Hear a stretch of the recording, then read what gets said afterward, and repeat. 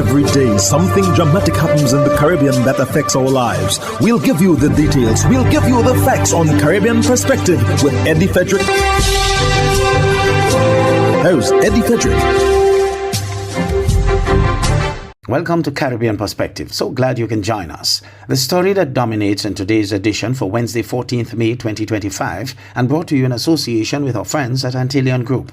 Commissioner of Police of Trinidad and Tobago returns to her substantive position mere days ahead of the expiration of her contract.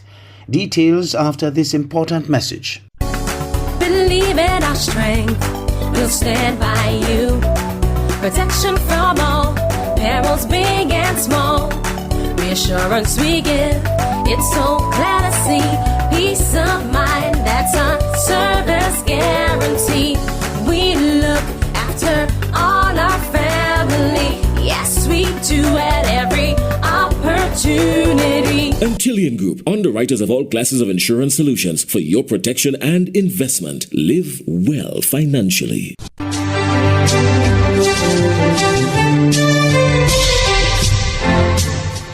Welcome back. Commissioner of Police Herwood Christopher returned to her substantive post on Monday following a determination by the Police Service Commission. TTT's Sigoni Mohammed has more.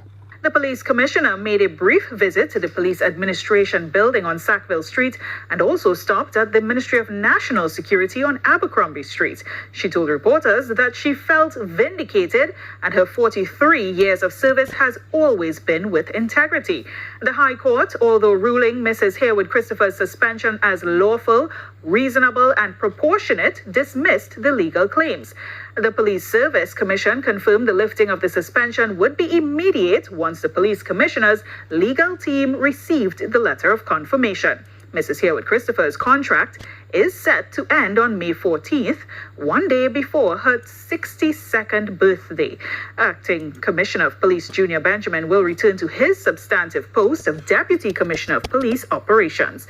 Mrs. Herwood Christopher was detained on January 31st and subsequently suspended following an investigation into the granting of a firearm permit for the acquisition of 2 sniper rifles to the Strategic Services Agency, the SSA. In the meantime, the Minister of Homeland Security, Roger Alexander, discussed in brief his meeting with Police Commissioner Herwood Christopher on Monday at his Abercrombie Street office.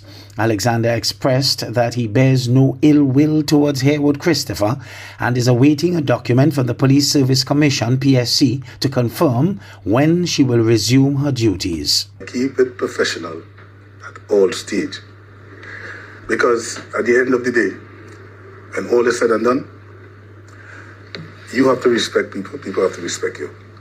Rules might change, but the respect remains the same. And I believe in that. At no stage, I felt any bitterness towards Ms. Christopher, and the conversation was quite good. And I maintain this all the time, you know. The chair you sit in, is considered an honorable chair. But to me, is the man who sits in the chair is the one to bring honor to the chair. You see? So I would never have an issue with Ms. Christopher, no matter what the circumstances were before. Water under the bridge, that time has come and gone, and we have moved forward. Where do we go forward from here? It's how we address things now. Advocates in Trinidad and Tobago are sounding the alarm on what they call a silent crisis, one where boys are emotionally neglected, socially misunderstood, and systematically unsupported.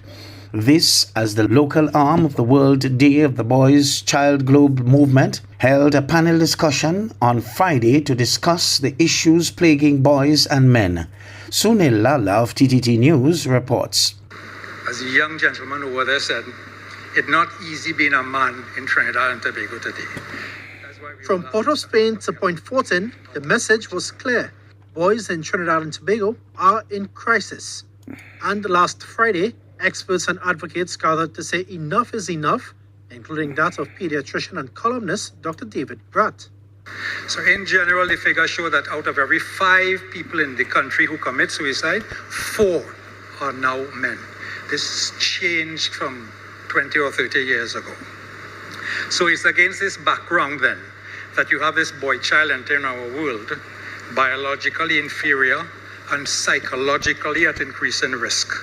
Caribbean Ambassador of the International Day for the Elimination of Violence Against Men and Boys, Richie Bansraj, highlighted the lack of mental health support for boys. Stigma, the pressure to be a tough, a big man. Low mental health literacy as well. Emotional intelligence is a thing that we hear tossing around a lot. And the masculine norms that make boys feel less likely to seek support. Retired fire officer Clunas Wallen said cultural norms that teach boys to suppress emotion are doing more harm than good, stressing the importance of nurturing boys, which would lead to less problems as men. So boys get to believe that we had to be tough all the time. And that toughness that was bred into many boys made them aggressive in some ways and then less able to express their true feelings. And Pastor Marlon Bascombe, also a member of the Caribbean Male Action Network Carryman, said boys over 10 are often treated as threats rather than children in need of care. It suddenly becomes that much harder at age 11 to find somewhere safe for the boy who does not have the best family life, for the boy who may have been the victim of abuse, for the boy who, because of his victimhood, may already be or may be on the way to becoming a perpetrator. The International Day of the Boy Child will be observed on Friday, May 16th, and all speakers agreed that Trinidad and Tobago must start by healing the boy child. Sonolala, TTT News.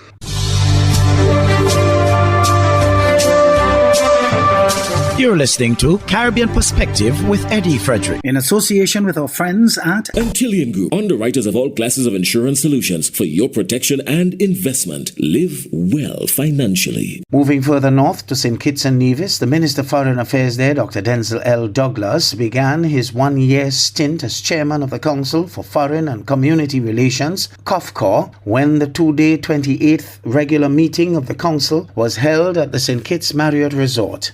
Glenn Bart of SKN Newsline reports. Dr. Douglas was welcomed to his chairmanship by Dr. Carla Barnett, the Secretary General of the Caribbean Community, CARICOM. The section pointed out that the meeting, which opened 8 May 2025, had a packed agenda aimed at moving further towards greater prosperity for the people of the Caribbean community. Prior to the start of the meeting, Dr. Douglas spoke to the context in which it was held. This environment of calm and beauty that surrounds us belies a shifting and troubled geopolitical and economic landscape where the rules-based international order is now being eroded by the attempts of some to undermine multilateralism, and of course the rule of law. Partnerships once considered sacred and principles considered inalienable are now being progressively diminished, prompting the need for a realignment of priorities for many of our countries, even when the effects of the COVID-19 pandemic and armed international conflicts continue to loom over the global economy. These circumstances, they constitute an inflection point for this our Caribbean region. They demand a unity of vision and mission to weather the tide and to identify and implement innovative approaches to achieving regional and national development goals. In this vein, the continued bolstering of our efforts to deepen relations with non-traditional partners, even while we continue to engage fully with our own traditional development partners, is very critical. Several new partnerships were pursued in 2024 and this year.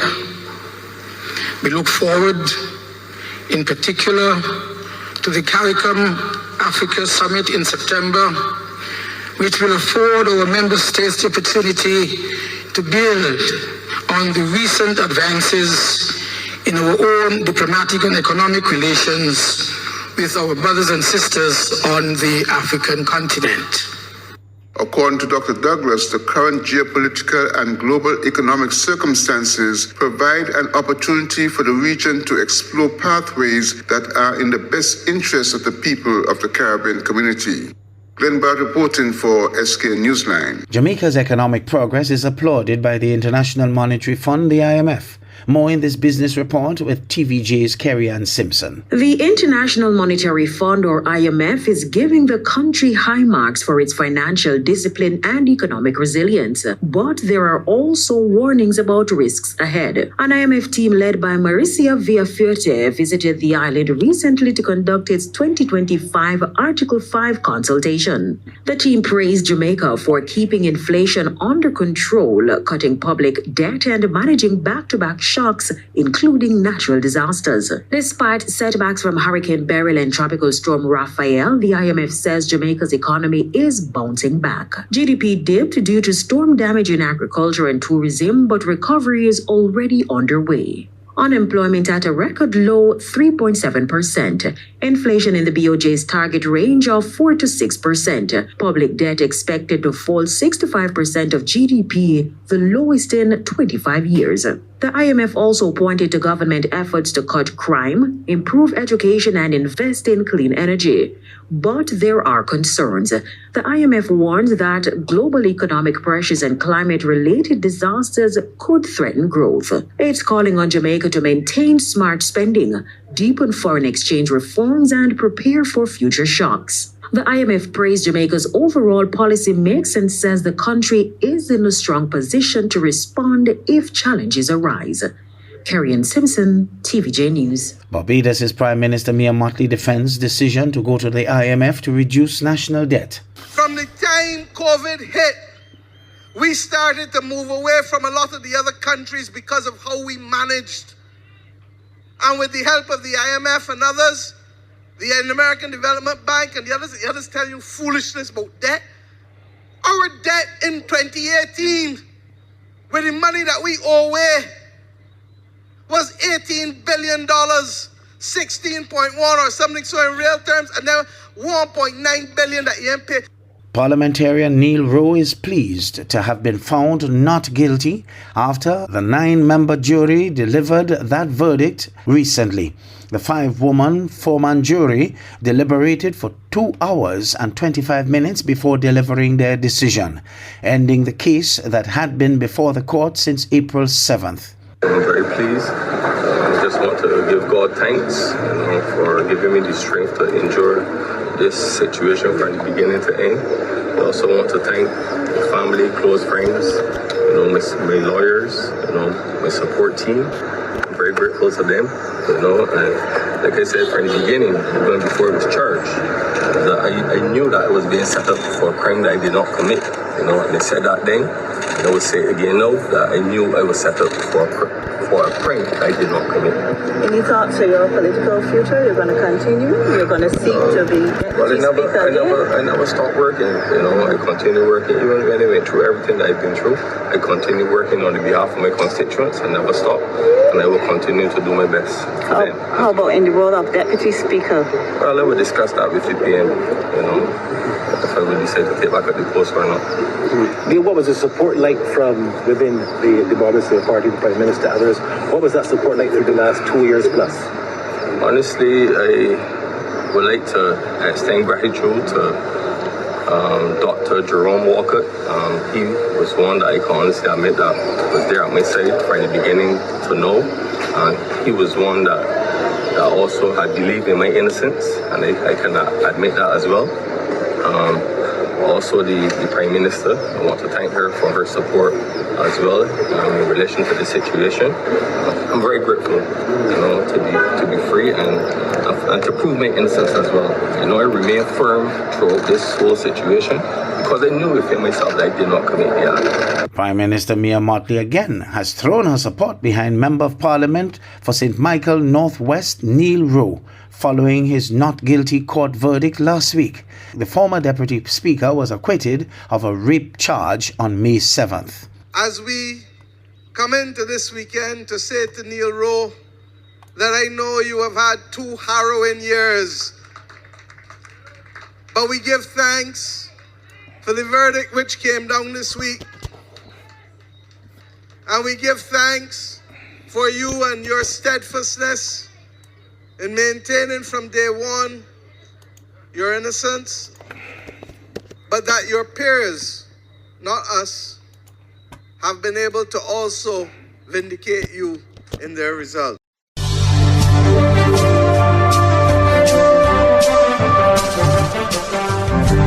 I am Eddie Frederick. This has been Caribbean Perspective, a whole new approach to highlighting developments in the Caribbean. In the meantime, please follow us on Facebook and subscribe to our YouTube channel for daily regional news and more, in association with our friends at Antillian Group.